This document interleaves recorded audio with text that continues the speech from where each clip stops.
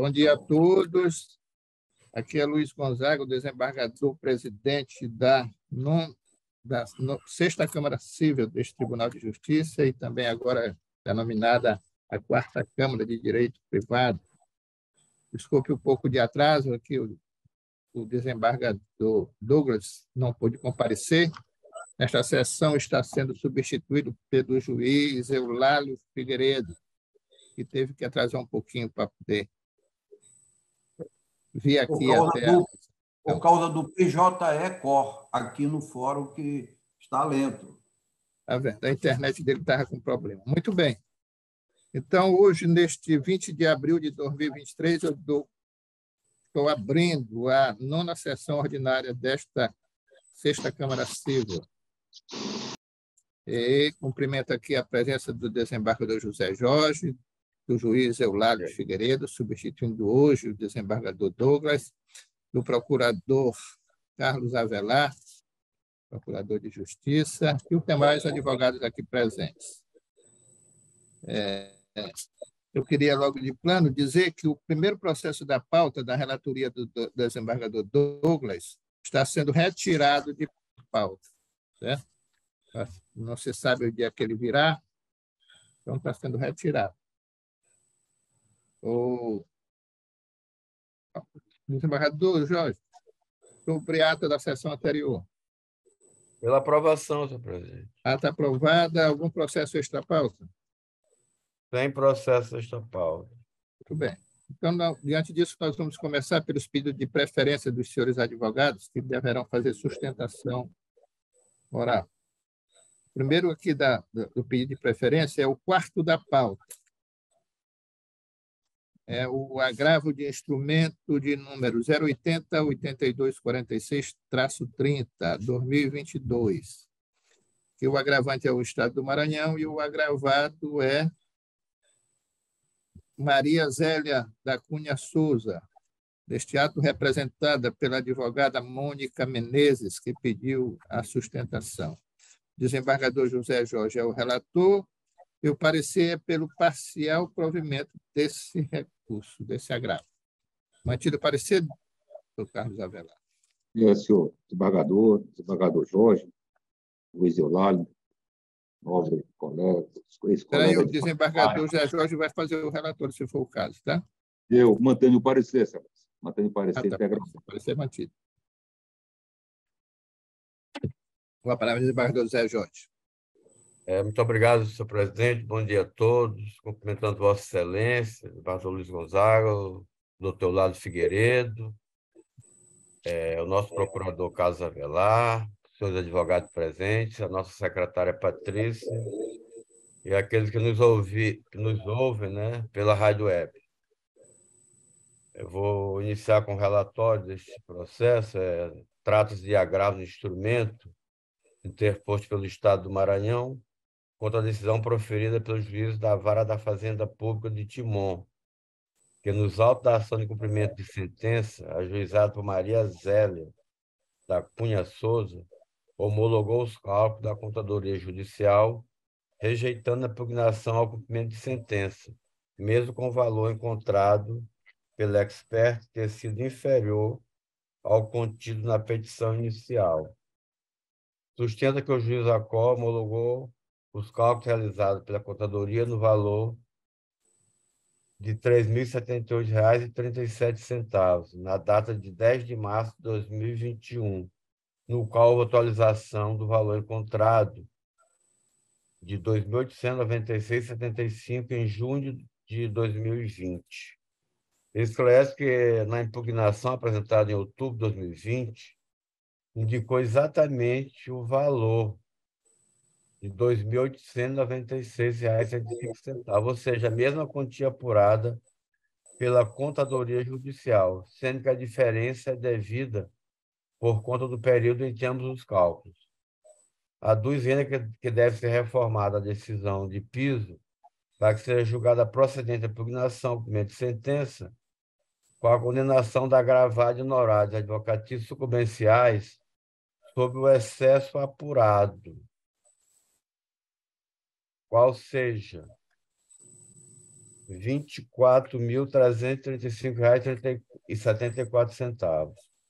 Diz mais que, como a gravada receberá o RPV, passará a ter aptidão financeira para arcar com o ônus da sucumbência, de modo que não mais subsistirão as razões para a manutenção da gratuidade da justiça. Requer concessão de efeito suspensivo e, no mérito, provimento do agravo, para que seja reformada a decisão agravada, com julgamento procedendo à impugnação. Proferido o despacho considerando que o efeito suspensivo se confunde com o mérito e determinada intimação da agravada para apresentar contrarrazões, e a PGJ para emissão de parecer. Sem contrarrazões, a Procuradoria se manifestou para que seja acolhida a impugnação ao cumprimento de sentença, conhecendo essa execução, para que seja fixado o honorário advocativo de sucumbência em favor do agravante. É o relatório. Pois não. Então, com a palavra a doutora Mônica, pelo prazo regimental de 15 minutos. Bom dia a todos. Inicialmente, cumprimento os nobres julgadores que compõem esta Câmara Cível e os demais servidores e advogados presentes nessa sessão de julgamento. Sou a advogada Mônica Menezes e represento a senhora Maria Zélia.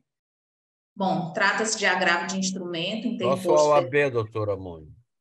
É OAB Maranhão 23.003A. Continue. Pode prosseguir. Ok.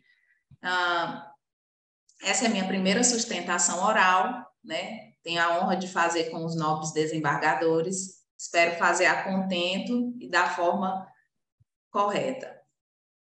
Trata-se de um agravo de instrumento interposto pelo Estado, que visa combater a decisão interlocutória proferida pelo juiz de origem, que nos autos do cumprimento de sentença proposto pela autora, senhora Maria Zélia, rejeitou liminarmente a impugnação ao cumprimento de sentença apresentado pelo ente estatal, homologando os cálculos da contadoria.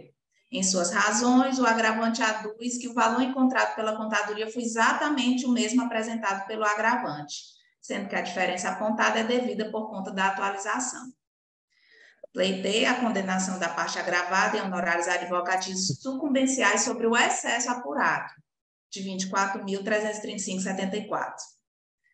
Bom, destaco aos nobres desembargadores que, nos termos do artigo 525, parágrafo 5º do Código de Processo Civil, o excesso de execução deve ser comprovado pelo executado com o apontamento do valor correto ou com a planilha atualizada e discriminada de débito.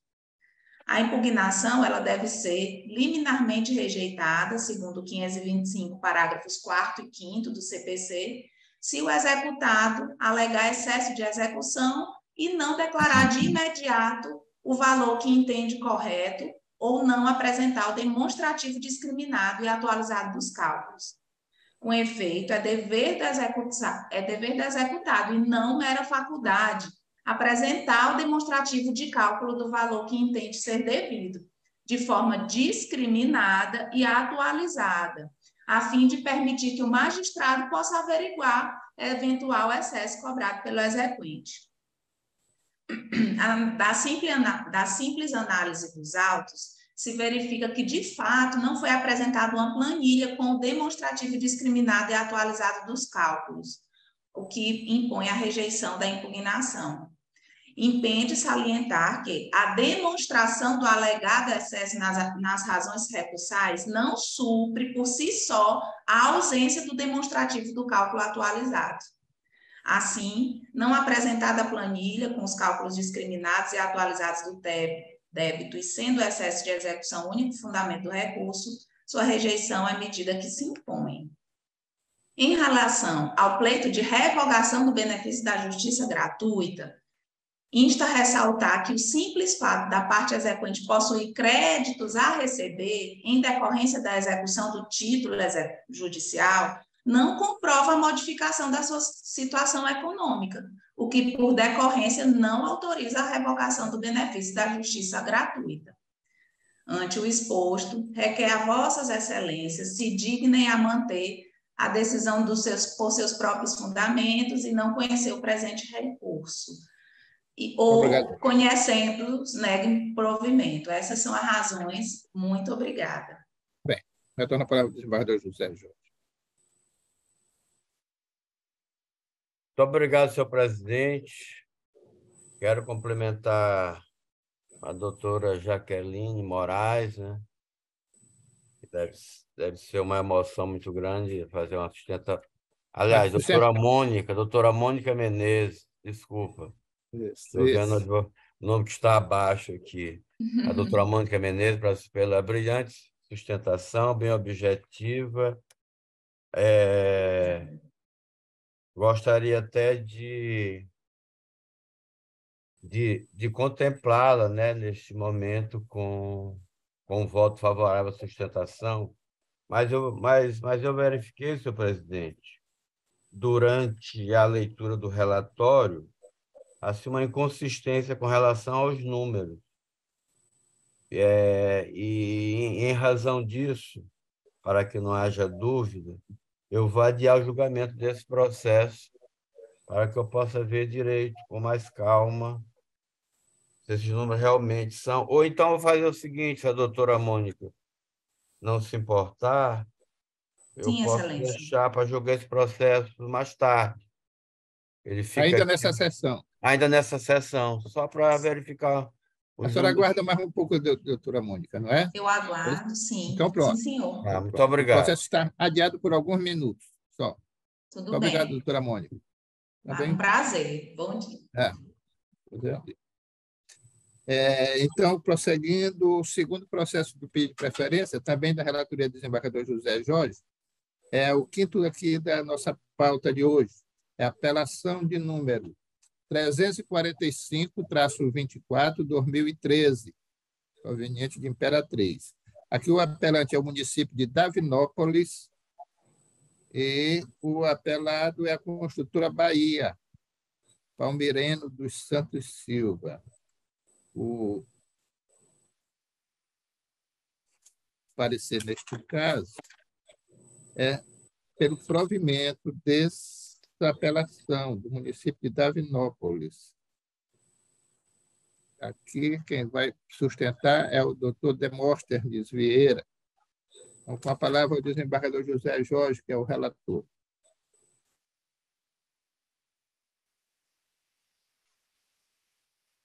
Está sem som, doutor. Obrigado, senhor presidente. Trata-se de recurso de apelação interposto pelo município de Davinópolis em face da sentença prolatada pelo juiz da Vara da Fazenda Pública da Comarca de Imperatriz, que, nos autos da ação anulatória, ajuizada pelo município apelante, em desfavor da parte apelada, julgou improcedente os pedidos contidos na inicial. Em suas razões recursais, a parte apelante aduz que a sentença não merece prosperar, sustentando, em suma, que os autos continham prova suficiente e deveriam levar à procedência dos pedidos. Argumenta que não houve nenhuma lei com a aprovação da doação do imóvel para a parte apelada. O ato de doação se tratou de uma fraude com falsificação na emissão do título definitivo de doação. Eu sugiro só um minuto, eu sugiro que o doutor Eular desligue aí o seu microfone enquanto o desembargador fala, tá? Que está tendo interferência. Muito obrigado. Obrigado, senhor presidente. Adulteração do livro de controle de titulação. Alega ausência de comprovação de posse do apelado, bem como grave violação dos princípios da moralidade e impessoalidade, invocando também dilapidação do patrimônio público. Ao final, pude, pelo conhecimento e provimento do recurso, para que seja reformada a sentença a fim de julgar procedentes os pedidos da exordial, para que seja declarado nulo o decreto municipal de Davinópolis, número 030, e o título definitivo 0898 de 2009, em nome da apelada, emitido pelo setor de titulação do município, pleiteando também declaração da incompetência da primeira vara da Fazenda de Imperatriz. contra as razões apresentadas, refutando todos os termos do apelo. A Procuradoria emitiu parecer que se manifesta pelo conhecimento e provimento do recurso ao relatório, senhor presidente. Ou não? Então, com a palavra, o advogado doutor Demóstenes Vieira, pelo prazo regimental de 15 minutos. Bom dia, excelentíssimo desembargador presidente desta sessão, doutor Luiz Gonzaga, demais desembargadores, doutor Olálio, doutor José Jorge, doutor excelentíssimo procurador. A missão deste procurador, nessa manhã, é a de defender o patrimônio do município que foi agredido, que foi imoralmente agredido e considerado hoje como o maior roubo, e eu posso dizer roubo categoricamente, ilustríssimos jogadores, porque esse mesmo fato já foi julgado na esfera penal e com condenação reconhecendo a ilegalidade desta doação. Trata-se, posso dizer seguramente, do maior roubo à luz do dia realizado dentro daquele pequeno município carente de Davinópolis que hoje eu defendo. É uma ação, caso em apreço, uma ação anulatória que visa anular, primeiro, o registro que foi levado a efeito, anular o título que foi emitido pelo então gestor, e esse então gestor foi condenado por esta mesma doação na esfera penal. Essa condenação já tem trânsito em julgado, ilustríssimos julgadores. E nesta condenação foi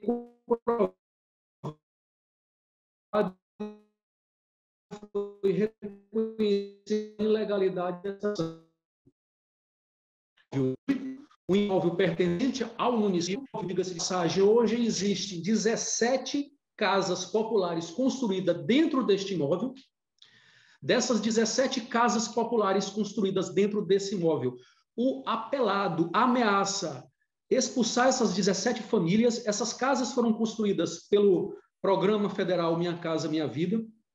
Também dentro deste mesmo imóvel que pertencia ao município, que era usado pelo município, existe uma indústria. Essa indústria ela pagava aluguel para o município. Esses aluguéis hoje estão sendo recebidos pelo apelado por conta de suas estratégias e ameaças à empresa que hoje se encontra instalada lá. As ilegalidades são inúmeras, excelências, e eu posso destacar algumas delas por conta do tempo, mas, por exemplo, a primeira ilegalidade cristalina nos autos é que o artigo 17 da Lei 866/93 exige categoricamente que toda doação de um bem público a um particular tenha necessariamente, obrigatoriamente, a aprovação de um projeto de lei. Não foi levado a efeito nenhum projeto de lei, não existe autorização legislativa, não existe lei. Também podemos destacar que existe outro fato extremamente grave no caso.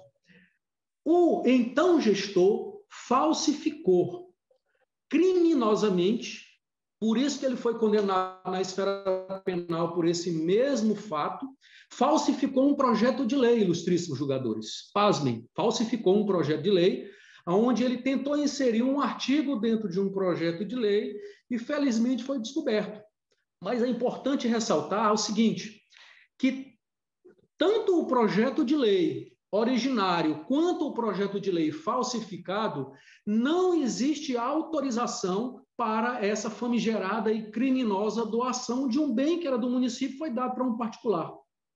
E essa doação, ela foi feita sem nenhum encargo, ou seja, deu-se por dar a coisa pública para as pessoas particulares. Essa é a grande agressão que a gente vislumbra aqui. E também, nobres julgadores, além dessa falsificação de um projeto de lei, que foi devidamente comprovado nos autos, existe a documentação da Câmara Municipal, existe o projeto de lei originário, existe o projeto de lei falsificado, todos os documentos nos autos comprovam seguramente da falsificação. Também, achando pouco, acreditando, obviamente, na impunidade, o então gestor, acredito eu que, em conjunto com o apelado, falsificou, repito, falsificou criminosamente porque ele já foi condenado na esfera penal, o livro de controle de emissão de títulos nobres jogadores. Usou um corretivo. Falo aquele corretivo, aquele corretivo que se usava, que passava em cima. E está nos autos desse documento. Ele usou um corretivo para apagar o livro de titulação, usou o número de um título, que era compatível com a data que ele queria, e mudou o nome do beneficiário do título para inserir o nome do apelado. Pasmem, senhores. Usou um corretivo. Nos autos tem a comprovação desse uso de corretivo, nos autos tem a documentação que confirma que o número do título foi adulterado e nos autos também confirma de quem era o número verdadeiro do título que foi adulterado pelo então gestor que beneficiou o ora apelado. Mas não é só, nobres jogadores, não é só. No caso também, não houve processo administrativo para a emissão do título. Repito, não houve projeto de lei, houve a falsificação de uma lei municipal, houve a falsificação do título e não houve processo administrativo. Significa dizer o seguinte, nobres jogadores, que a doação, ele pegou o bem público, doou, nessa doação não houve um parecer, não houve uma vírgula fundamentando a necessidade, utilidade pública e o interesse público desta doação. Até porque não tem como justificar o interesse público de dar um bem público que o município tanto necessita para construir suas escolas, seus postos de saúde, suas praças, para beneficiar aquela pobre população.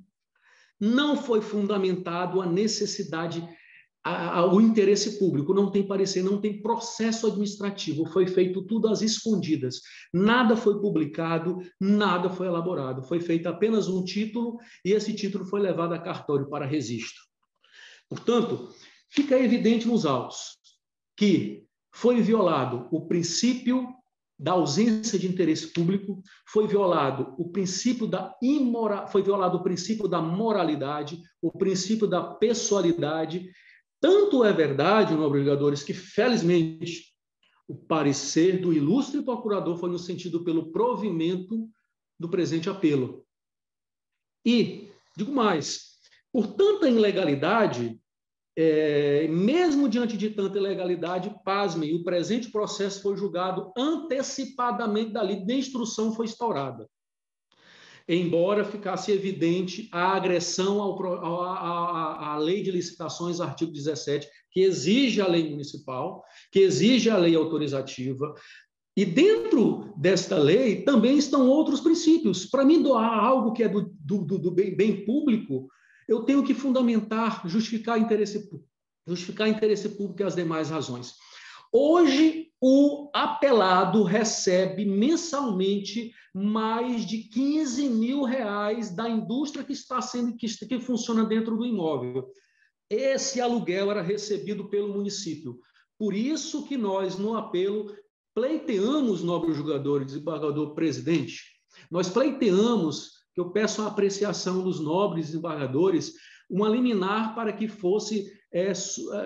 promovesse a suspensão da fruição do direito de propriedade que é alegado pelo apelado, de receber esses aluguéis mensalmente. Esse dinheiro que antes era pago para o município, hoje é pago para o apelado.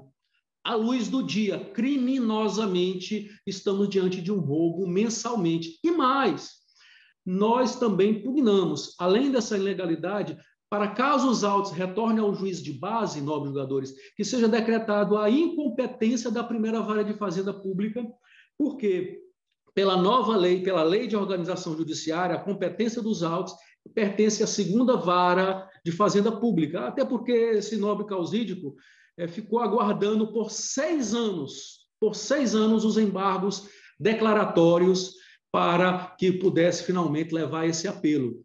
E então, nobres jogadores, eu confio e tenho a esperança de que nesta manhã nós podemos fazer prevalecer o princípio da moralidade, preservar o patrimônio público daquele município carente e, principalmente, fazer com que a justiça, por meio do Poder Judicial, seja trazido finalmente para o caso em apreço, embora já tenha condenação na esfera penal, não podemos esquecer.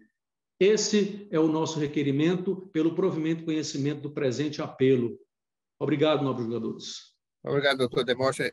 O parecer do procurador foi pelo provimento, não é isso, doutor Carlos? Perfeito, perfeito. Confirmado? Senhor presidente, eu gostaria de ouvir o procurador de justiça, doutor Carlos Avelar. Ou não, com a palavra aí está.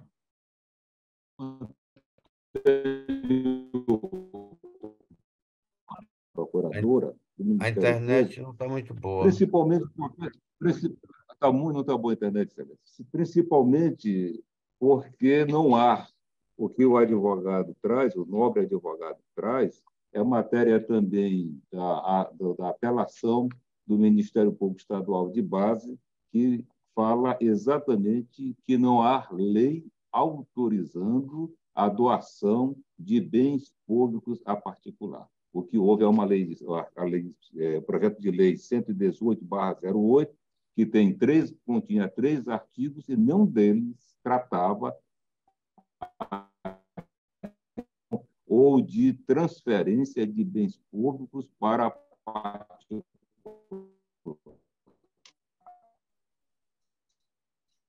Do Ministério Público Estadual, para que seja dado provimento às apelações. É assim que manifesta o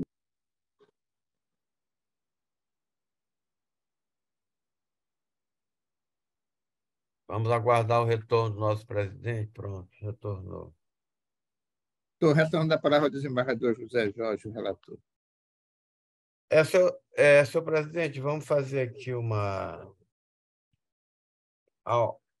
alguns fatos aí trazidos pelo advogado, não consta essa parte aí de condenação em processo penal, não consta do apelo, né?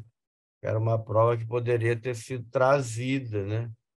Eu acho importante essa prova. O senhor pode falar, doutor, fica à vontade. Obrigado, doutor Jorge. Ela foi levada aos autos, porque ela foi uma decisão que foi proferida posteriormente. E aí nós juntamos a sentença e a certidão de trânsito julgado nos autos, excelência. Ela se encontra nos autos. Está nos autos a condenação do juiz da primeira vara criminal daqui de Imperatriz. Presidente, eu vou fazer o seguinte, eu vou adiar esse processo para reexaminá-lo com mais calma. Pois não. Então, esse processo eu trago na próxima sessão, está vendo, doutor Demóstenes? Na próxima sessão eu trago. O advogado poderia indicar a folha dos autos onde está, já para facilitar o trabalho do relator. Não é? Ele juntou, né? Doutor Lalo, como eu estou adiando, eu vou verificar tudo aí. Pode deixar. Obrigado pela contribuição. Muito bem. Então, doutor Demóstenes, muito obrigado pela sua participação. O senhor vai aguardar mais um pouquinho, por uma semana, talvez, não é? Ou 15 dias. Entendo, doutor Jorge, entendo. Na próxima semana não haverá sessão. Então, vai aguardar um pouquinho e já vai ser resolvido esse problema que o senhor está dizendo, que há tempos, só para julgar o embargo de declaração, durou 6 anos, né? 6 anos, excelência, 6 anos. Bem. Os embargos. Bom. Muito bem. Então, até a próxima, doutor Demóstenes. Já vai ser adiado para a próxima sessão, né? Assim do desembargador José Jorge. Exatamente, senhor presidente. O senhor já está convocado para a próxima sessão. Esse processo será adiado para a próxima. Tá? Obrigado, bom dia. Bom dia, obrigado ao senhor também. Até mais. O próximo processo do pedido de preferência, aqui que eu estou verificando, é o 7º da pauta, que é apelação de número 081-7351-33-2019. O apelante é Antônia da Conceição. O apelado aqui é o Banco PAN S.A. Parecer é só pelo conhecimento, sem interesse quanto ao mérito. Com a palavra do desembargador José Jorge, que é o relator, quero dizer que a doutora Jaqueline está pedindo sustentação oral pelo apelado, que é o banco. Banco Pan. Perfeito, senhor presidente. Trata-se de apelação interposta por Antônia da Conceição contra a sentença do juiz da comarca de Chapadinha, que, nos autos da ação declaratória, inexistência de relação contratual com repetição de indébito e danos materiais, ajuizado em face do Banco Pan, julgou improcedentes os pedidos. Em suas razões, a apelante sustenta a invalidade do negócio jurídico, alegando que o contrato apresentado pelo banco apelado não consta a assinatura rogo. Aduz ainda que a instituição financeira não juntou aos autos nenhum comprovante de que a quantia fora disponibilizada, já que não anexou aos autos TED ou DOC, ou mesmo prova do saque da suposta quantia. Ao final, requer o conhecimento e provimento do recurso para que a sentença seja reformada, declarando nulo o contrato e condenando o requerido na repetição de débito, bem como o ressarcimento pelos danos morais sofridos. A Procuradoria só pelo conhecimento, e esse é o relatório.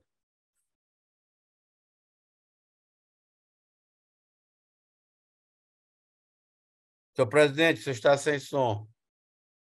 Obrigado. Muito obrigado, doutor. Com a palavra a doutora Jaqueline Moraes, pelo prazo regimental de 15 minutos. Excelência.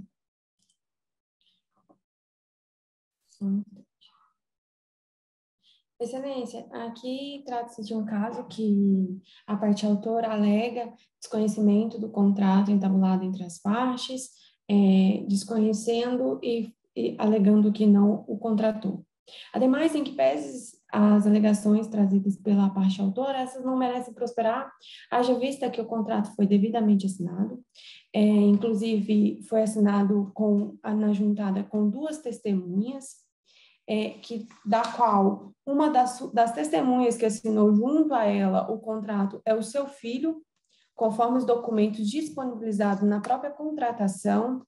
Os documentos dela também foi disponibilizado, os valores foram disponibilizados na conta da parte autora, bem haja vista que foi juntado o TED, o comprovante de transferência para sua conta. Sendo assim, excelência, em que pese os argumentos trazidos na apelação, esses não conduzem com a realidade dos fatos, haja vista que o próprio filho assinou junto com a requerente, filho este de sua confiança, dessa forma não há que se falar em desconhecimento. Ademais, insta-se consignar que, em que pese alegar desconhecimento, os valores disponibilizados em conta da parte autora, esses não foram devolvidos. Sendo assim, requer que seja mantida a sentença de improcedência, e caso não seja entendimento de vossas excelências, que então seja devolvido os valores, seja compensado os valores, né, já disponibilizados na conta da parte autora, e que seja, então, caso haja nulidade do contrato, que seja devolução simples. É o que se requer, excelências. Bem, eu devolvo a palavra ao desembargador José Jorge.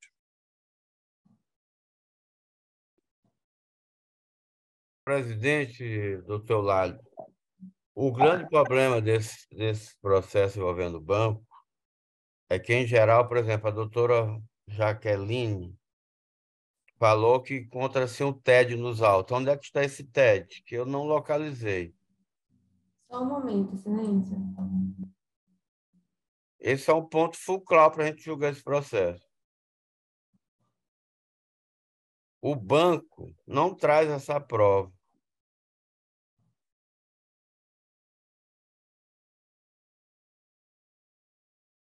Mas esses detalhes aí que a senhora trouxe do filho ter assinado a rogo, eu achei importante até para modificar o meu voto.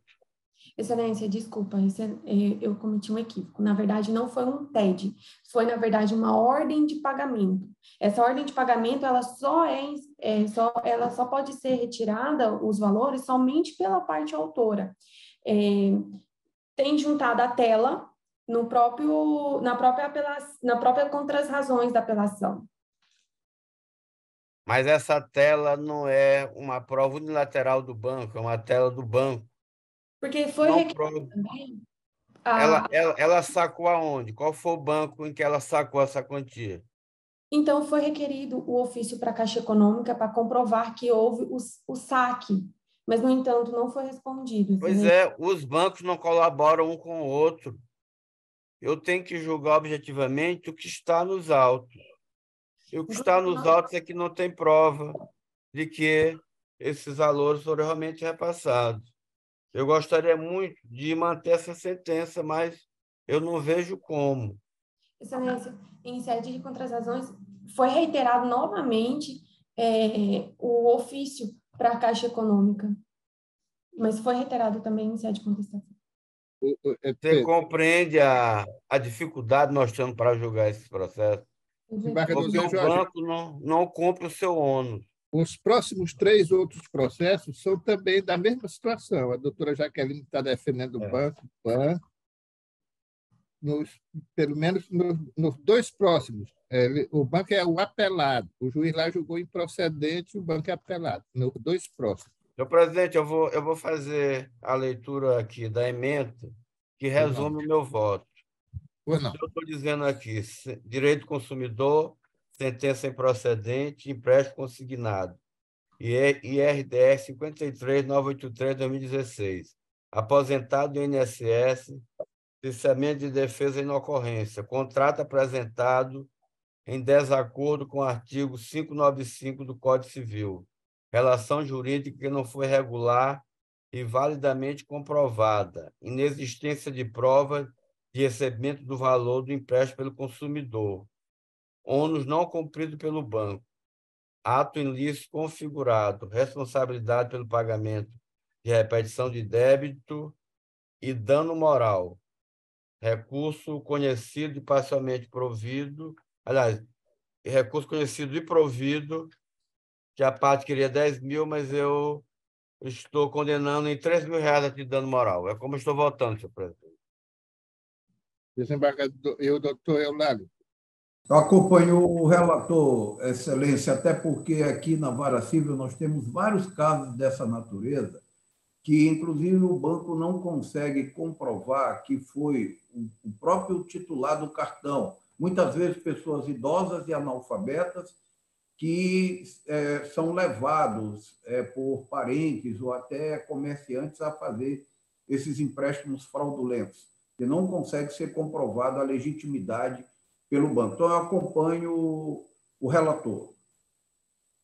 Também vou acompanhar o relator, doutora Jaqueline. E, por votação unânime, foi dado provimento ao recurso nos termos do voto do relator. A senhora também é a defensora do banco no 8º processo da pauta, que é o de número 080-0238-26/2019. Aqui o apelante é José Costa Mendes e o apelado é o Banco PAN. Parecer é pelo provimento desse recurso. Parecer mantido, doutor Carlos? Nós temos parecer, senhor. Muito bem. Com a palavra o desembargador José Jorge. Relator.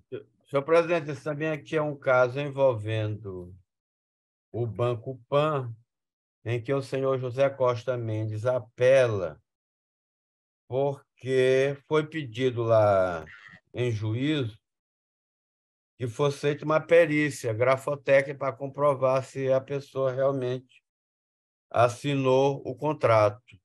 E o juiz julgou, sem observar isso, e isso também está no nosso IRDR 53983. Então, por isso, eu vou ouvir a doutora, mas o meu voto está pelo provimento. O senhor está só anulando. Só anulando para que seja para que essa prova seja produzida e o ônus é do banco.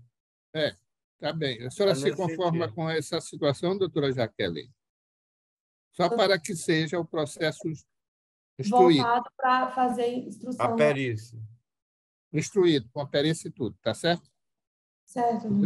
O doutor Eulália concorda com esse entendimento do relator, com esse voto? Eu acompanho o relator. Eu também estou acompanhando, para anular a decisão e retornar os autos para a instrução nos termos pedidos pela parte apelante. Como eu voto também. Por votação unânime, foi dado provimento para anular. Obrigado. O próximo, também da doutora Jaqueline, como advogada do Banco PAN, É a apelação de número 080-2302-19-2021. Neste caso, o apelante é Moacir Tomar da Silva e o apelado é o Banco Pan. O parecer é pelo desprovimento. Mantido? Mantido o parecer. Com a palavra do desembargador José Jorge, o relator. Senhor presidente, a mesma situação daquele primeiro que nós julgamos, mas eu gostaria de ouvir tanto o Ministério Público quanto as razões aí da doutora, porque, para mim, o caso é igual, não há comprovação de TED ou DOC, ou mesmo prova do saque da quantia. Mas gostaria de ouvir o nosso procurador, doutor Carlos Avelar, porque o parecer está contrário, né? Está pelo desprovimento.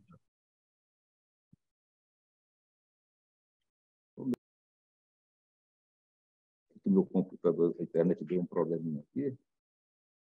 Mas acho que a doutora quer fazer a sustentação, né? Pode fazer a sustentação enquanto eu vejo aqui? Né? Então, com a palavra a doutora Jaqueline, por favor, pelo prazo regimental. Excelência, nesse caso também, a parte autora alega desconhecimento do contrato entabulado entre as partes. No entanto, o contrato encontra-se devidamente assinado, os documentos pessoais foram disponibilizados no ato da contratação, houve atualização do endereço no momento da contratação, e aqui também trata-se do caso de ordem de pagamento também, que, como Vossa Excelência mencionou, ainda não foi disponibilizado quanto aos dados que foram creditados, que o valor, a parte autora sacou. No entanto, Excelência, as demais formalidades do contrato foram cumpridas fielmente. Dessa forma, requer que seja... Esse é o nosso moço. Mantido a sentença, Excelência, haja vista que o contrato encontra-se regularmente formalizado. É o que se requer. Ou não? O doutor Carlos Avelar quer falar? Deixa eu ficar assim, Excelência. Aqui, a análise do processo chegou à conclusão, pelo colega que manifestou-se, de que todos os requisitos do contravença ela foi cumprida. Mas aqui, verificando o parecer exarado, vejo que há um pedido de perícia. E essa perícia ela não foi realizada.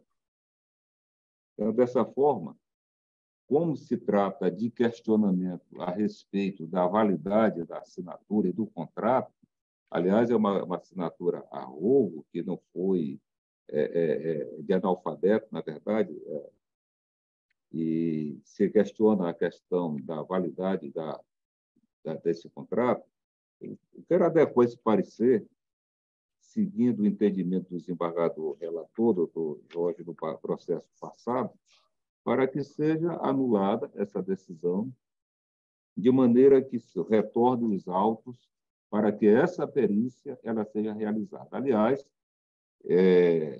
com a nova sistemática da distribuição da competência, hoje a quarta Câmara é de Direito Privado, perante a qual eu oficio, tem me manifestado nesses processos, verificando muito essa questão aí, o IFDR, mas também essa questão... Não, retorna a palavra do desembargador José Jorge. Senhor presidente, você já concluiu, doutor Carlos? Que a verdade está muito ruim. Eu quero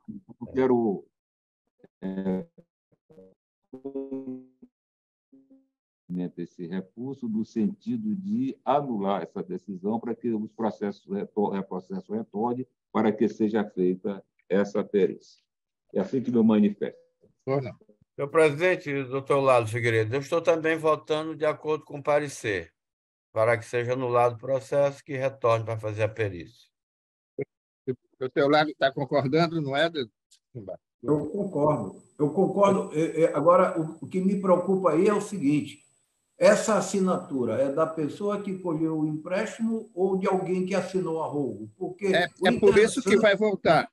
Pois é, o interessante nessa perícia é saber de quem é essa assinatura. Pois é, isso que vai voltar para essa finalidade. O contratante não tem validade. Eu acompanho o relator. Então, por unanimidade, foi dado provimento para anular a sentença, para que seja apurado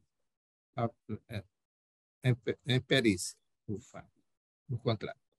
Tudo bem. O próximo é o 10º da pauta, que é o processo de apelação de número 080-0770-82-2020. Aqui o primeiro apelante é o Banco Pan e o segundo apelante é Apolônio Pereira de Souza. Eles são os apelados. Parecer só pelo conhecimento sem interesse quanto ao mérito. A doutora Jaqueline também vai defender o banco. Com a palavra o desembargador José Jorge Figueiredo. Senhor presidente, é a mesma situação dos anteriores, né? O banco apela, né? E só que nesse aqui, o Apolônio Pereira de Souza também apela. Sim. Ele apela porque ele quer que seja majorado o dano moral, mas a situação é a mesma. O senhor vai anular? Não, a situação é daquela que eu entendo que não há a comprovação. Sim. Então, o senhor está mantendo a decisão. Inclusive, quanto foi o dano moral que foi fixado? 3 mil, eu estou desprovendo ambos os recursos, tanto do banco quanto dele. Senhor desembargador Eular, doutor Eular. Eu acompanho o relator. Então, eu também estou acompanhando. Então, por votação unânime, foi negado provimento a ambos os recursos. Os termos do voto do relator. Obrigado, doutora Jaqueline. A senhora, pelo menos, teve sucesso em um dos que vai ter que votar para a perícia. Só desculpa. O primeiro, o desembargador José Jorge, ele condenou o banco a 3 mil, anulou o contrato também, né, Excelência? Desembargador. Isso, exatamente. Em todos, o valor é 3 mil do dano moral. Tá bom. Obrigada, viu, Excelências? Um bom dia de trabalho a todos, tá? Bom dia, doutora Jaqueline. Bom dia. Obrigada. Bom trabalho, doutora. Até mais. Muito bem. Então, por votação unânime, foi negado provimento a ambos. Agora, o próximo da pauta é o 11º, a apelação de número 080-0443-59-2021. Aqui o apelante é Albertino Almeida Santos e o apelado é o Banco Itaú. Aqui está inscrita para manifestar-se pelo banco a doutora Lorena Pitanga. O parecer é só pelo conhecimento, sem interesse quanto ao mérito. O desembargador José Jorge está com a palavra como relator. Obrigado, presidente. Trata-se de apelação interposta por Albertino Almeida Santos em face da sentença do juízo da primeira vara da comarca de Santa Inês, que nos autos da ação declaratória proposta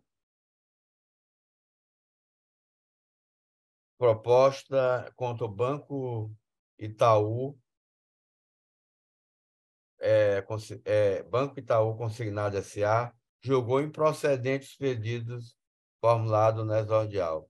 Suas razões recursais, em suma, alega a autora apelante quanto à ausência do documento válido que ateste a transferência dos valores à parte autora por TED. Aduz que o contrato de empréstimo não foi realizado, pois não reconhece a documentação juntada aos autos, bem como sustenta que não houve manifestação de vontade da contratante na forma exigida pelo ordenamento jurídico. Logo, por consequência, o desconto do seu benefício previdenciário seriam indevidos, motivo pelo qual o efetivo desconto revela-se como cobrança indevida, por isso deve ser devolvido em dobro. Ao final, requer o conhecimento e provimento do presente recurso para formar a sentença de base, julgando-se nulo o contrato em questão, cancelamento dos descontos e condenação em danos morais e materiais. Contra razões apresentadas, o parecer da Procuradoria pelo conhecimento. É o relatório, senhor presidente.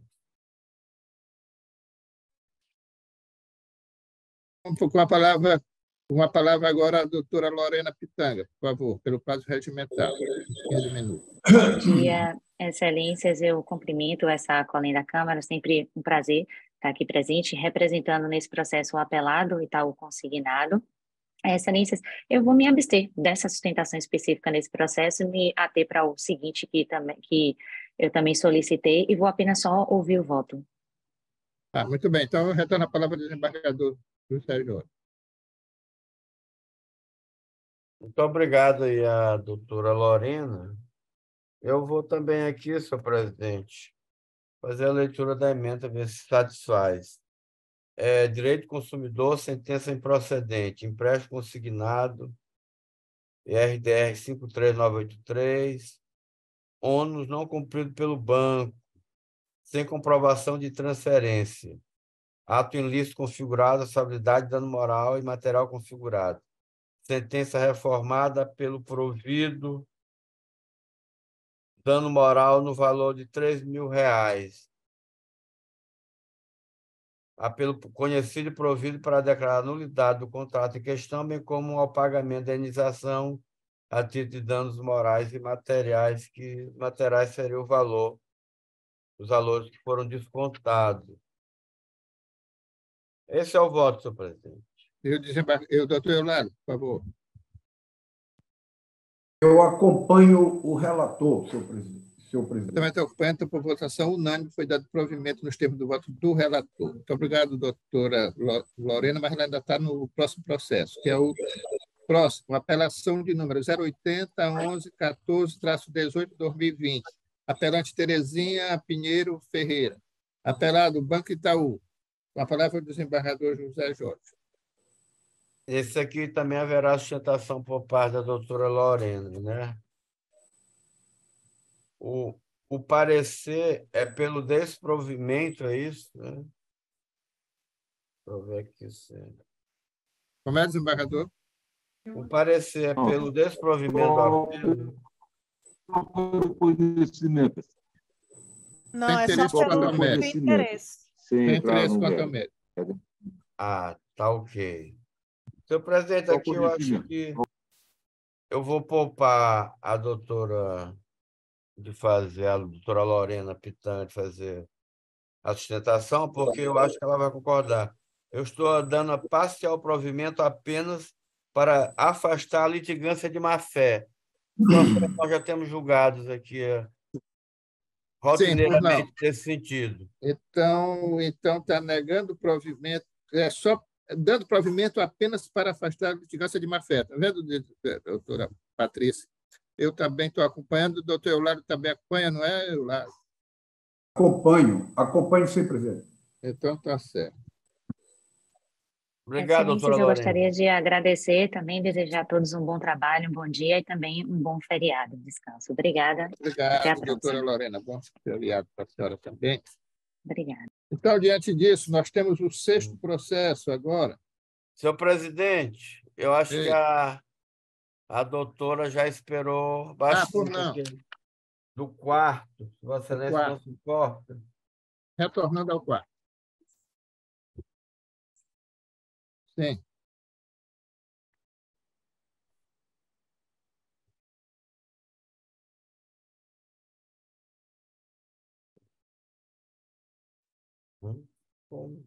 A doutora Mônica quer voltar e olhando a senhora de novo, doutora Mônica Menezes. Com a palavra do desembargador José Jorge sobre o julgamento do 4º processo da pauta. Processo já anunciado. Sim, senhor presidente. Então, aqui nesse processo anunciado que eu pedi para...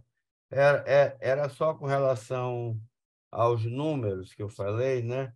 A execução, na verdade, o valor dela é R$ 35.949,36. E o valor do excesso seria R$ 24.154,11. Então, eu estou dizendo aqui no meu voto que está de acordo com o parecer. Eu estou aqui na parte, inclusive, conclusiva do voto. Eu estou dizendo que, ante o exposto, de acordo com o parecer ministerial, dou provimento parcial ao recurso para acolher a impugnação ao cumprimento de sentença, reconhecendo o excesso de execução no importe de R$ 24.154,11. Condeno a agravada ao pagamento da verba honorária de 15% sobre o valor do excesso, consoante o disposto para o segundo artigo 85 do CPC, ficando, porém, suspensa a cobrança pelo prazo de 5 anos, a teor do parágrafo 3º do artigo 98 do CPC. Ou seja, o Estado queria que ela não tivesse direito à gratuidade, mas eu estou mantendo a gratuidade. Então, o senhor está dando parcial provimento. Isso, parcial provimento. Doutor Eulário. Acompanho, relator. Eu também acompanho, então, por votação unânime, foi dado parcial provimento nos termos do voto do relator. Doutora Mônica Menezes, muito obrigado e parabéns pela sua sustentação. Obrigada. Bom dia. Bom dia. O próximo processo é o 6º da pauta, e tem um doutor Heleno, está até inscrito, é o apelação de número 080-2120-20, 2017. Aqui o primeiro apelante é o espólio de Miguel de Souza Rezende. Advogado doutor Heleno Mota. Segundo apelante, Raimundo Nonato dos Santos. Advogado doutor Demóstenes, que também está presente, né? E eles são, respectivamente, os apelados. São os apelados, e o parecer é sem interesse quanto ao mérito.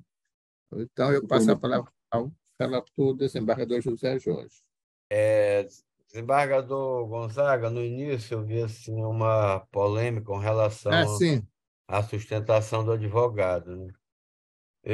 Nesse ponto, eu sou muito democrático. Eu acho que sempre que possível o advogado deve falar. Obrigado. O doutor Heleno só não falaria porque ele, no início, ele estava só com a camisa, sem terno e gravata. Me arrumei.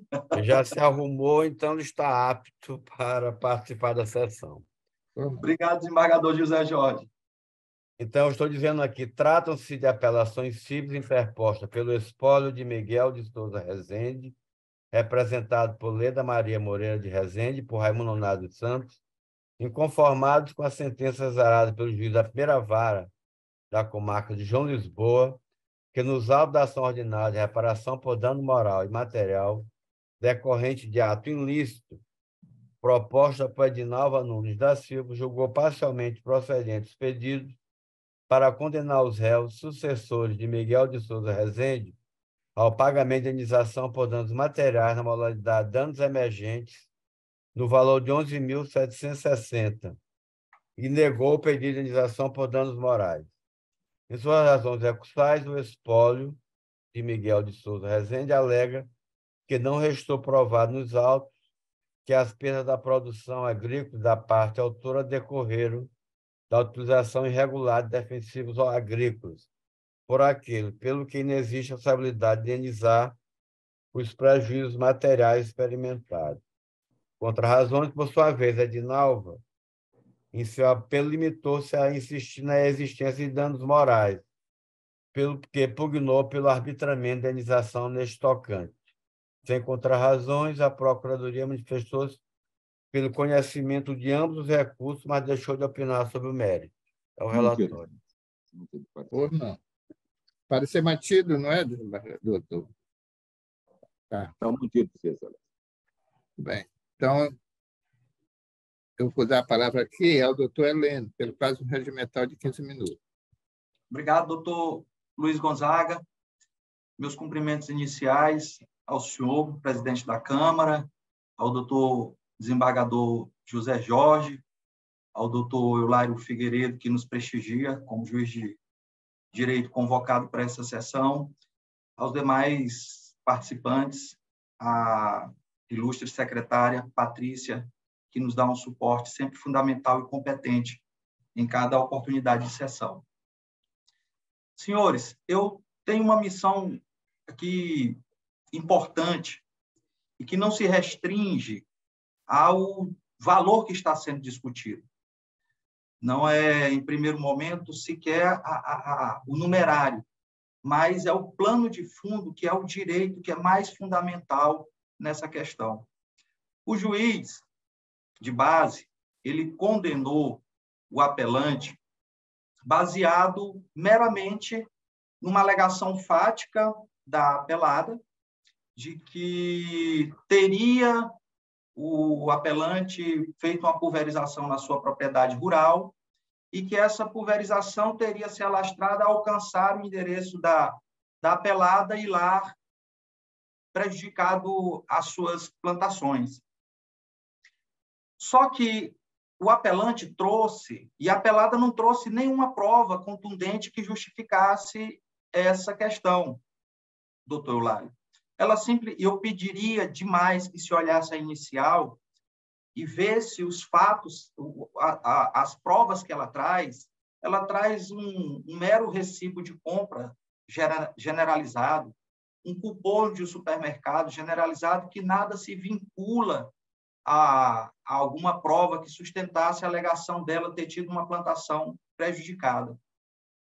De toda sorte, ela trouxe uma única testemunha que, de um modo genérico também, muito superficial, disse que a apelada teria sua plantação prejudicada pelo fato de uma pulverização de herbicida que o apelante teria feito na sua propriedade rural.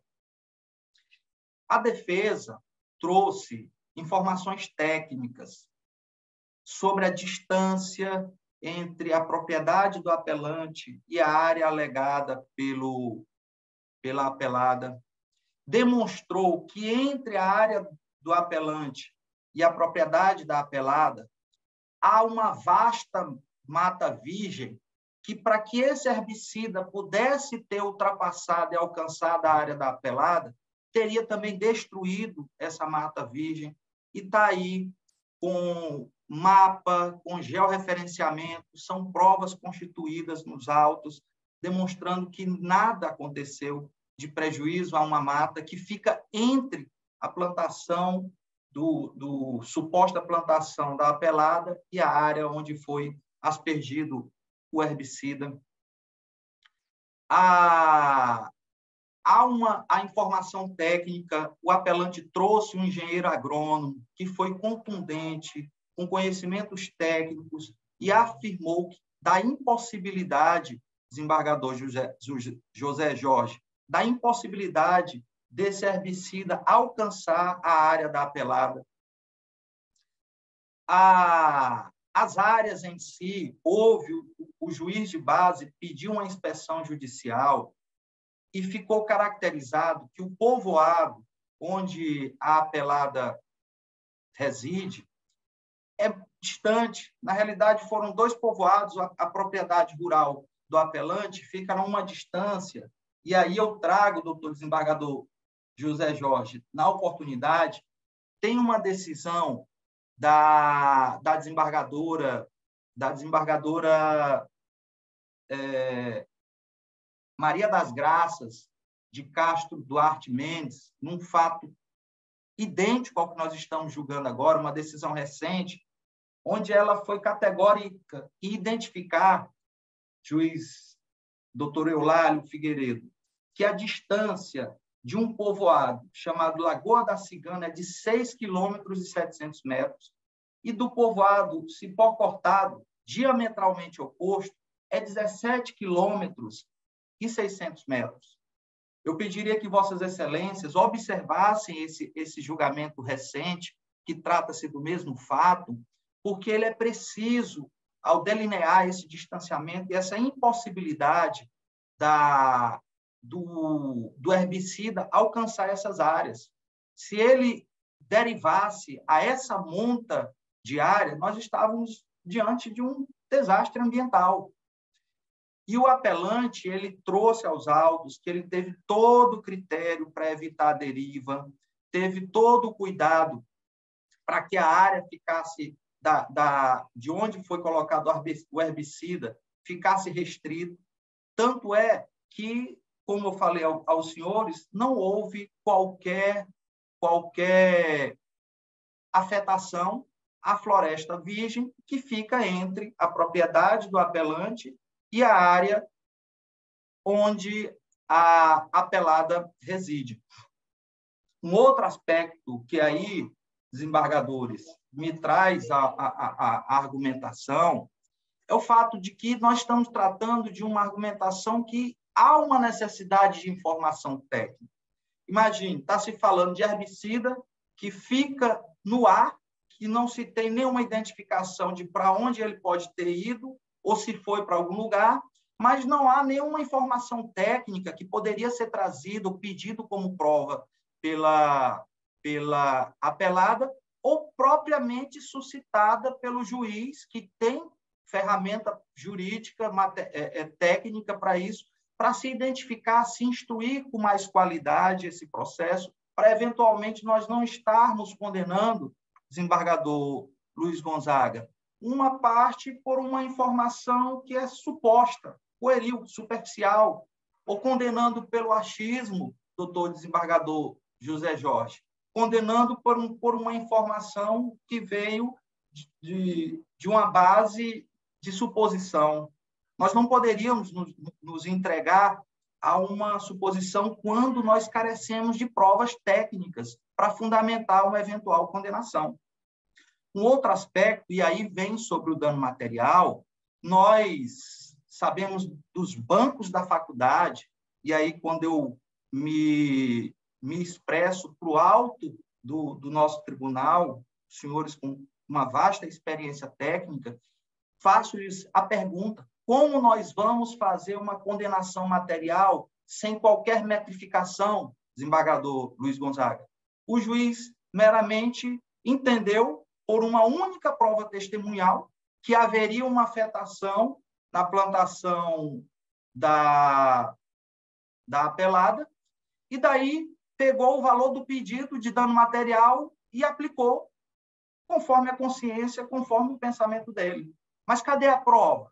Cadê a existência do dano? Como é que nós vamos dizer que o prejuízo foi de 11 mil e poucos reais se não tem fundamento para isso? Se não foi averiguado se houve alguma destruição de plantação, doutor Eulálio? Eu não tenho essa mensuração. Como que eu vou aplicar uma condenação em dano moral, em dano material, se eu sequer tenho essa mensuração? A nossa experiência na vida do direito, da aplicação do dano material, sempre perpassou, desembargador José Jorge, pelo crivo da metrificação, o crivo da metrificação de eventual condenação em dano material. Dizer que houve um prejuízo e sugerir pelo íntimo, sem nenhuma objetivação, de que o dano material foi valor A, X ou B, nós estamos arbitrando o dano material. E eu imagino que o arbitramento do dano material ele não é cabível nesse caso. Então, poderia-se ter tido um contexto de um eventual prejuízo? Poderia-se. Está aprovado nos autos? Não está aprovado nos autos. A carência de informações técnicas mais precisas são fundamentais nesse contexto.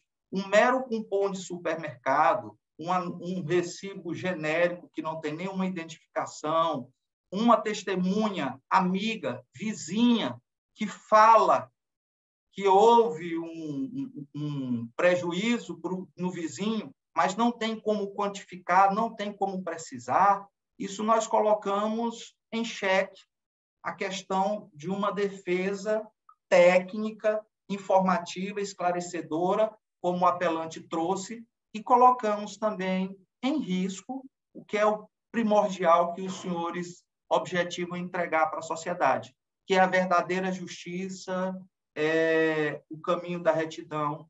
Então, senhores, como tem essa decisão da desembargadora Maria das Graças, eu pediria, se eventualmente pairar alguma dúvida, ela está aqui, nós juntamos logo na sequência, doutor desembargador José Jorge, aqui é o ID, é o último requerimento que a gente faz, está no ID de 249-09988, que tem a decisão fundamentando, informando esclarecedoramente as distâncias das áreas, informando a precisão da testemunha técnica que trouxe as informações da impossibilidade de a pulverização alcançar a plantação do apelado, informando também sobre os documentos que nós tínhamos falado, cupom, e um cupom de uma data que não se converge com a data que ela alega.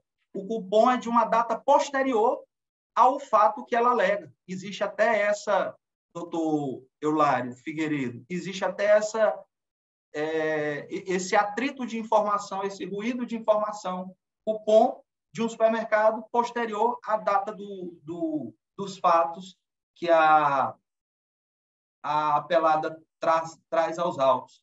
Então, um outro aspecto importante, que é a informação, nós temos um laudo, traz-se um laudo, doutor Luiz Gonzaga, desembargador Luiz Gonzaga, um laudo técnico que dá todo esse rastreamento, repito, um mapa georreferenciado, com todas as informações técnicas específicas que não deixam razão de dúvida para aqui Vossas Excelências conhecerem e darem provimento para o recurso do apelante, julgando totalmente improcedente a petição inicial. Se houver alguma dúvida, eu pediria com muita atenção que os senhores, eventualmente, até se tiverem propenso a manter a decisão, retirassem o processo de pauta para fazer uma olhada, dar uma olhada mais detida. É um pedido que eu faço porque nós, repito, em sede de finalização das nossas argumentações, não é pelo valor em si, mas é mais pela busca da justiça, do equilíbrio das informações e um último detalhe, como existe essa decisão anterior que já fala sobre o mesmo assunto, até no intuito do tribunal manter a harmonia e a estabilidade dos julgados, que fosse dado provimento à apelação do apelante e julgado totalmente improcedente a ação da apelada. É a nossa sustentação. O meu muito obrigado pela atenção dos senhores.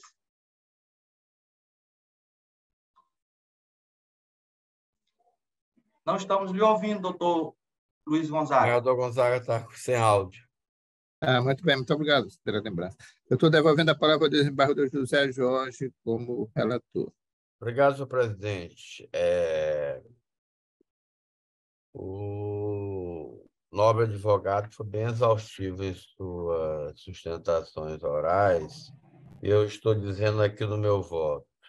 Fazendo um breve apanhado do que consta dos autos, verifico que, segundo descrição constando na exordial de origem, o apelado é agricultor, trabalha em regime de agricultura familiar, fazendo o plantio de feijão e amendoim, sendo que em meados de abril dos anos 2015 e 2016, o apelante, com o uso de avião, pulverizou suas plantações, situadas no imóvel próximo, com herbicidas que acabaram por danificar suas culturas vegetais e contaminar o solo e a água de sua propriedade.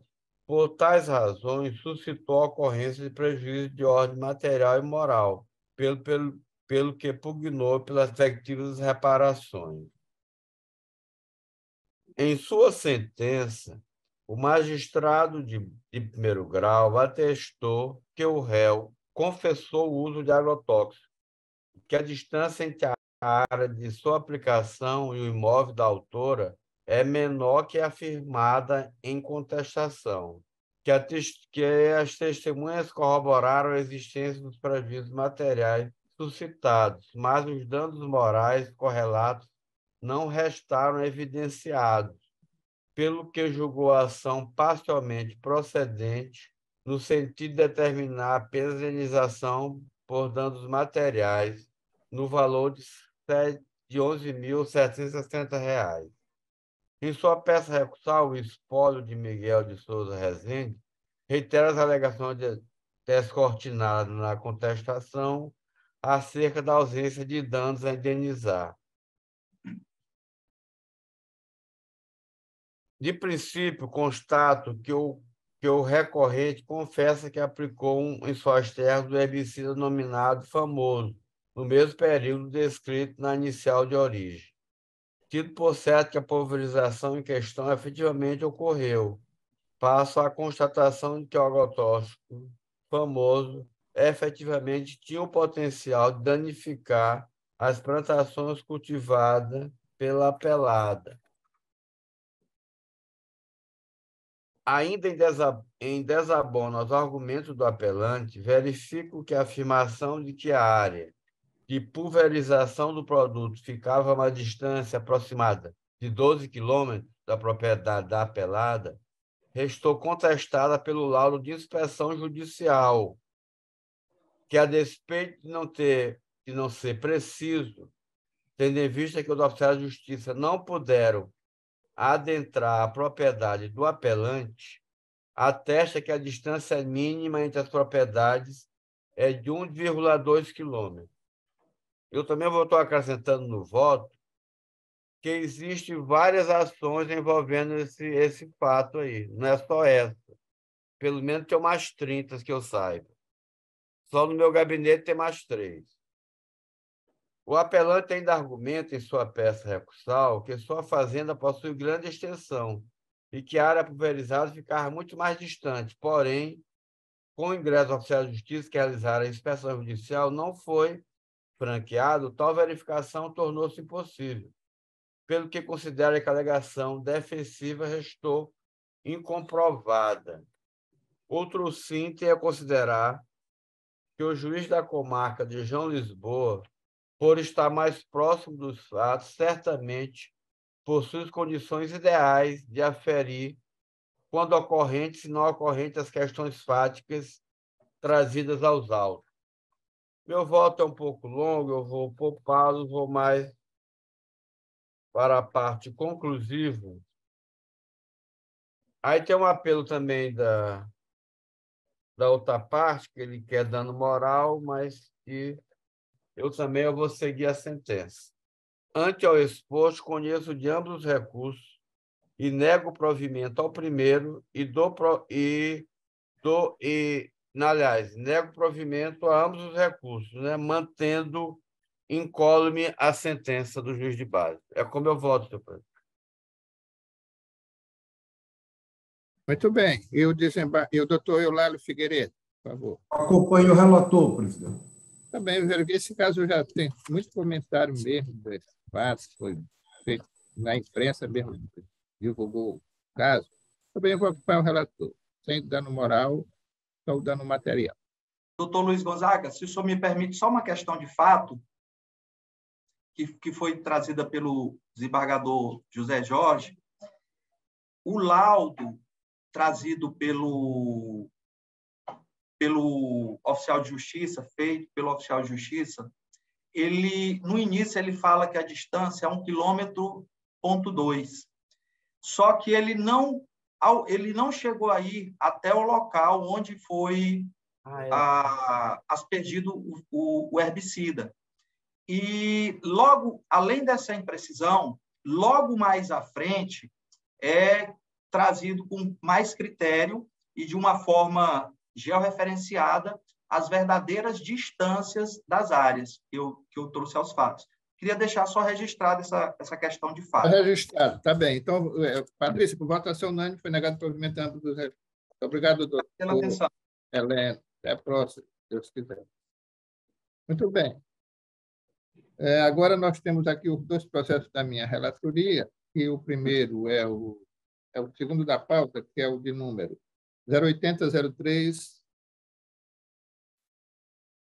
08003-234-30, 2022. Aqui o agravante é José Maria Machado da Costa e o agravado é o Banco Pan. Esse caso aqui, eu vou ler aqui, no caso, a ementa, que diz o seguinte: é aqueles contratos onde a assinatura a rogo foi feita e na presença de 2 testemunhas, o que significa dizer que a parte anuiu com o contrato, então tem a ausência do dever de indenizar. Eu estou negando o provimento desse recurso porque realmente a sentença foi acertada no sentido de julgar improcedente essa ação. Desembargador, doutor Eulário. Eu acompanho Vossa Excelência. E o desembargador José Jorge. Também acompanho, senhor presidente. Então, por votação unânime, foi negado o provimento ao recurso. O terceiro da pauta, que é o processo de número 1370-34/2017, é um apelo do município de Anapurus e o apelado é Cristiane de Rezende Pedrosa. O parecer é pelo desprovimento desse recurso do município. Mantido o parecer, doutor Mantido o parecer. Carlos Avelar. Eu também vou me fazer aqui, ler apenas a emenda. Aqui é o mandado de segurança, onde é um concurso público de professor, onde essa pessoa, Cristiane, foi aprovada em 7º lugar, quando existiam 9 vagas. Então, a classificação está dentro do número de vagas, o juiz julgou procedente o mandado de segurança e o município está recorrendo e eu estou mantendo essa decisão, negando o provimento a esse recurso nos termos do voto do parecer ministerial.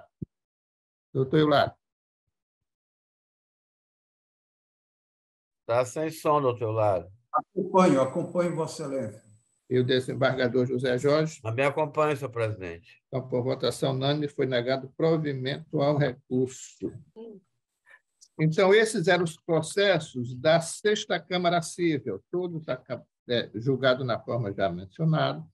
Então, nós vamos passar ao único processo da 4ª Câmara de Direito Privado, que é o processo de número 080-2990-2022. Aqui o apelante é Maria do Rosário Almeida, o apelado é o Banco Fixa S.A. Esse processo foi julgado na semana passada. O relator, desembargador Luiz Gonzaga, apresentou o voto pela anulação da sentença de base para que o processo volte. Esse caso aconteceu o seguinte, está vendo o que aconteceu, doutor Hilário? A parte, no caso, a Maria do Rosário, através do seu advogado, pediu ao juiz que intimasse o banco para que juntasse o contrato, que a parte queria a exibição desse contrato para discutir depois se haveria ou não, se a assinatura dela seria ou não verdadeira. E o juiz deferiu, mandou ouvir o banco juntou o contrato e o juiz de plano julgou logo improcedente a ação se ela nem pediu isso, ela só pediu a exibição do contrato. E eu entendi que deveria ser anulado para que o juiz, então, fizesse a instrução do processo. E o desembargador José Jorge, por não ter entendido direito, pediu visto. Não sei como ele está vindo agora. Com a palavra, o desembargador José Jorge. Obrigado, senhor presidente. Realmente, esse processo foi bem merecido essa vista, que eu vou esclarecer várias coisas. Primeiro, essa sentença é totalmente extra-petita, porque não se tratava daquelas ações lá de indenização por fraude nas contas. A ação lá na base era só exibição de documentos, né? Exibição do contrato para que a parte posteriormente pudesse ingressar com uma ação. Eu estou dizendo aqui no meu voto. Na espécie, verifico que a controvérsia gira em torno da ação de obrigação de fazer para exibição de documentos, onde, após a contestação apresentada pela parte apelada, houve a exibição do contrato de empréstimo, pleiteado pela parte autora à hora recorrente. Na sequência, foi aponizado e apresentado a réplica à contestação. Cumpre destacar que, na réplica, a parte autora apelante pleiteia exatamente a procedência dos pedidos de exordial e condenação em honorário, pois a parte adversa apresentou o contrato, de modo que a ação atingiu sua finalidade. Em continuidade, sobreveio a sentença, a qual julgou improcedentes os pedidos contidos na inicial, considerando a regularidade do empréstimo reclamado, fundamentado nas teses firmadas em RDR. Ocorre que não se trata de ação declaratória de nulidade de contrato de empréstimo, mas sim ação de obrigação de fazer para apresentação do contrato, o qual será utilizado em uma possível futura ação para discutir a validade ou não do instrumento. Assim, verifica-se que a sentença é extra petita, ou seja, o juiz concedeu o pedido diverso daquele postulado pelo autor. A consequência, via de regra, é a nulidade da sentença.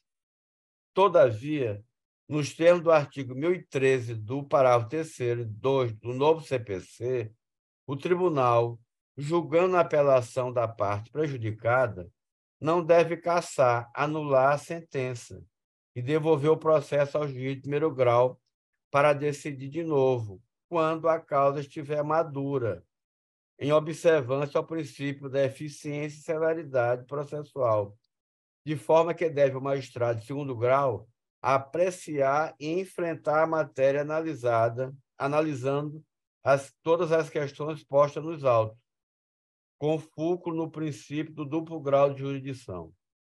Desse modo, passo a enfrentar o mérito da demanda. Como mencionado a júris, a ação visa exibição de documentos, contrato de empréstimo, cujo pedido é a exibição do instrumento pactuado.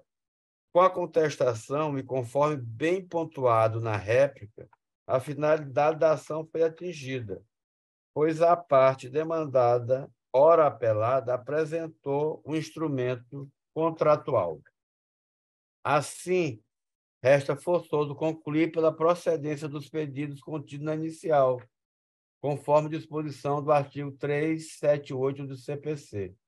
Vale dizer, em medida cautelar de exibição de documentos, incide o princípio da sucumbência.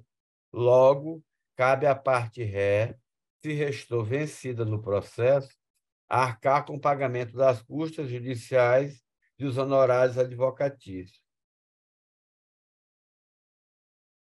Nesta linha de raciocínio, a sentença merece ser reformada e, com a inversão da sucumbência, deve haver condenação da parte demandada, ora apelada, em honorários advocatícios, os quais arbitram de forma equitativa no valor de R$ 1.500, na forma do artigo 85, parágrafo 8º do CPC.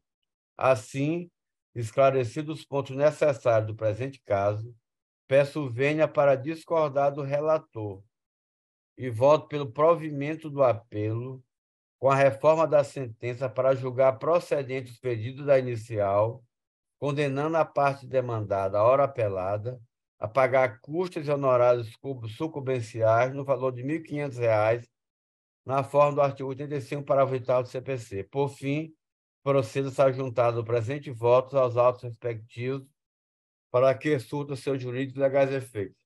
É como eu estou votando, senhor presidente. Não sei se Vossa Excelência compreendeu a minha posição. Compreendi perfeitamente. Eu também estou concordando com Vossa Excelência nesse ponto. Então, veja bem, como a parte autora pediu apenas a exibição do documento, certo?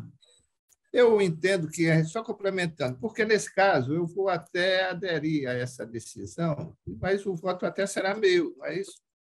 Se Vossa Excelência aderir...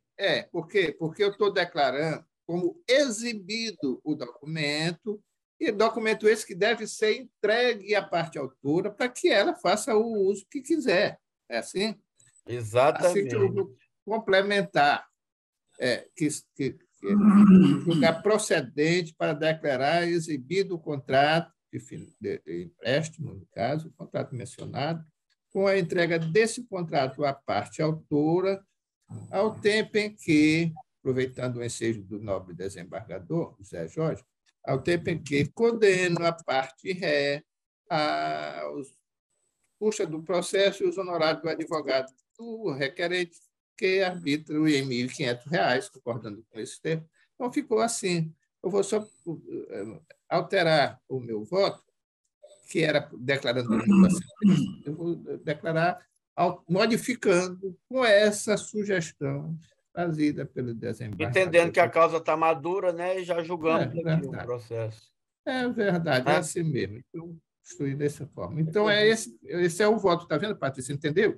Julgando procedente para declarar exibido o contrato, o qual deve ser entregue à parte. Falta o doutor Eulário votar.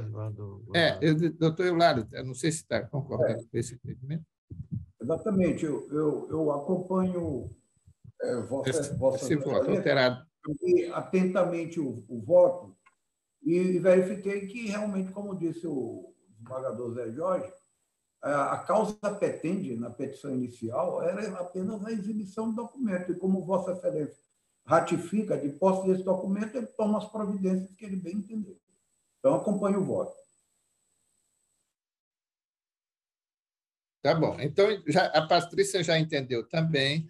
Eu vou alterar esse voto nesse sentido com a importante e oportuna sugestão do desembargador José Jorge, porque eu estou vendo que o doutor Carlos Avelar também concordou ao balançar com a cabeça positivamente. Excelente. Não é como parecer que não é da minha palavra, mas entendi perfeitamente e adequo o parecer para acompanhar exatamente nesse sentido. Isso. Então, com esse voto do doutor Eulário, então foi por unanimidade nesse sentido, que a Patrícia já captou. Não é isso, Patrícia? Muito bem.